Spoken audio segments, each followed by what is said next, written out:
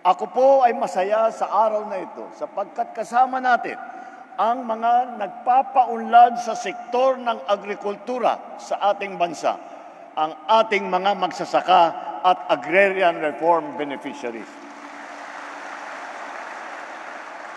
Tanggapin po ninyo ang aming pasasalamat sa mahalagang papel na ginagampanan ninyo araw-araw para masiguro na ang bawat Pilipino ay may sapat na pagkain.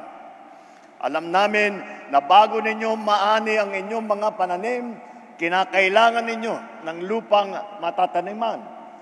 Noong pagkaloob na sa inyo ang mga lupang sakahan sa ilalim ng reformang pang-agraryo, ang naging pangamba ninyo naman ay ang pambayad sa lupang ipinagkakaloob. Kaya ngayong araw, sa bisa ng Republic Act 11953 o ang tinatawag na New Agrarian Reform Emancipation Act na nilagdaan ng inyong abang lingkod noong nakarang taon, burado na po ang inyong pagkakautang.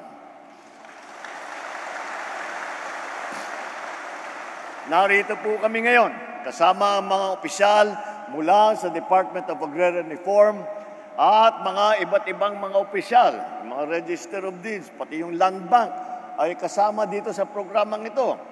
At nandito po kami upang ipagkaloob ang mga Certificate of Condemnation and Release of Mortgage o tinatawag natin na COCROM.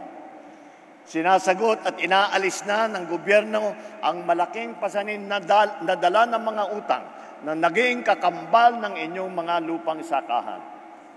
Ang inyong mga amortisasyon, interest at iba pang surcharge, lahat po burado na.